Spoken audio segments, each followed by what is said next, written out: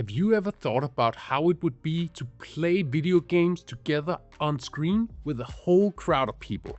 I have, and for the past 4 years I've been working on making games for the cinema. And now I want to share my experiences and lessons with you guys.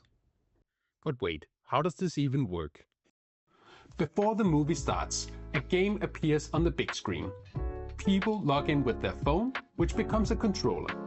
And they can play with and against each other to win, as well as earning a winner prize.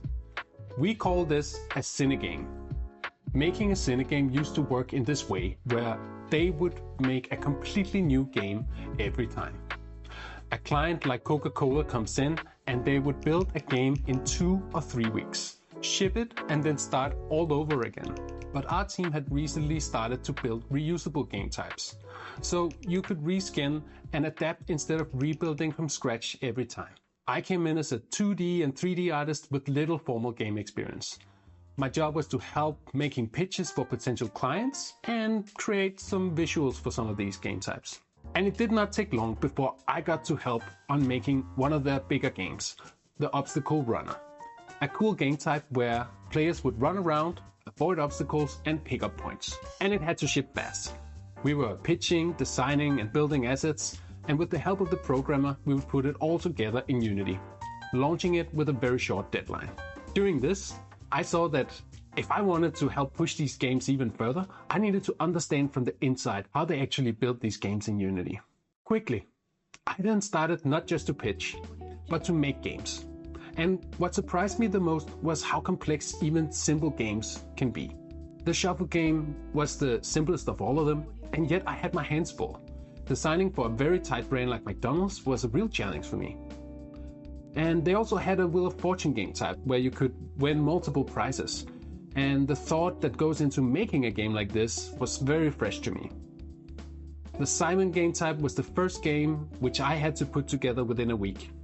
It was not about impressing, just delivering. And then we would hit the project that didn't fit neatly into an existing game type. Some clients wanted a completely new experience. We'd pitch something fresh, build a prototype, and then we would basically have to push the game as far as we could and ship it.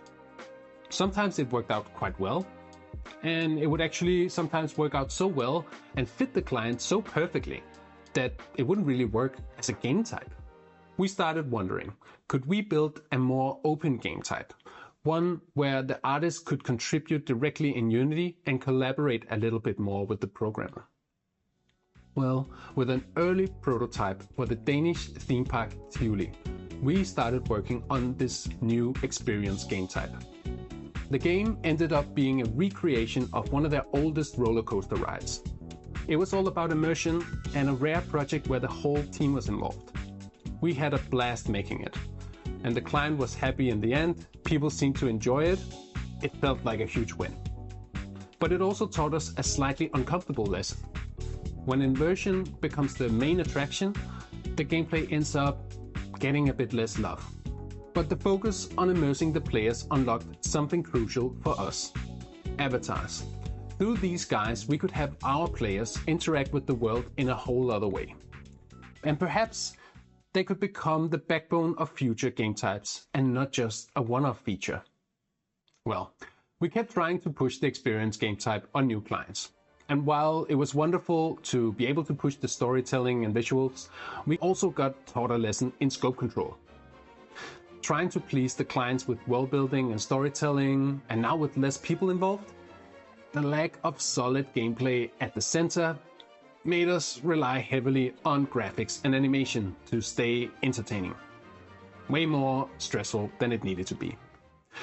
At some point we had to admit it. We make games, not animation films. So our focus shifted away from open and loose game types and back to adding more gameplay and structure. And so we went for creating a quiz game type, built with the structure of a TV quiz show. We had the gameplay, and now we could build the immersion using our avatars. While the first game we made for the client was quite improvised, the quiz show sold again and again, which over time gave us something invaluable: iteration.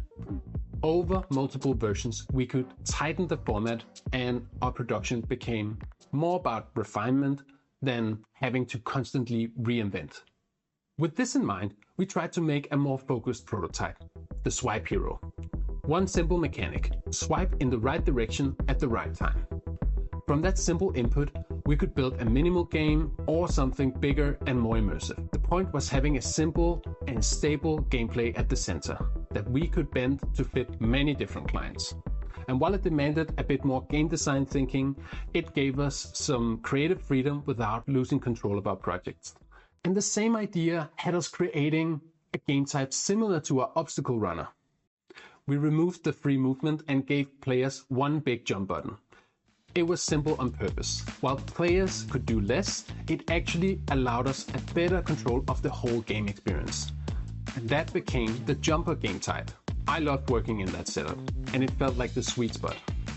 And we were lucky since clients came back for more, which enabled us to explore and make even more interesting variations of the same game type.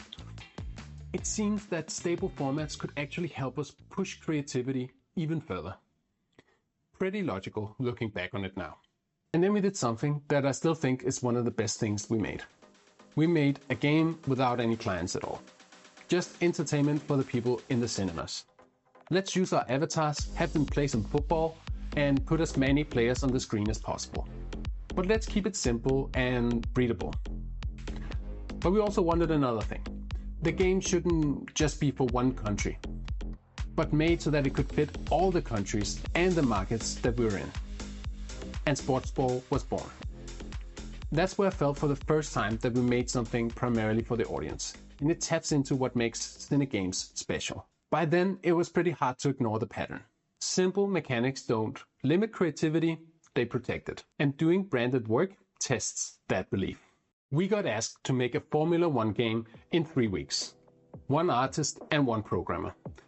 Stakes were high, and the client wanted a real experience. So do you build something experimental, or do you use a proven game type and pour all your efforts into the visuals and storytelling? Well, we went mature and chose the Swipe Hero game type. And I still believe it was the right choice. In 3 weeks, we got to build it up as an experience. With time to tweak some smaller details, it shipped. And it worked. And it taught me something I didn't expect to care about when I joined. When you are making games, there are many big decisions that can make or break the project. And you have to make sure that as many of them as possible are working in your favor, if you want the project to succeed. We're still building new game types, and there's one I really believe in, the Collector. Simple loop, collect objects, score points, you can run and dash. That's it. We've made one so far, and I hope it finds its way to more cinemas, because it has a lot of room to grow. And so we are still here, asking ourselves, what can we make that people instantly understand, love playing, and that brings the whole room to life? If you have an idea, we're really interested. Please drop a comment below. And until next time, take care.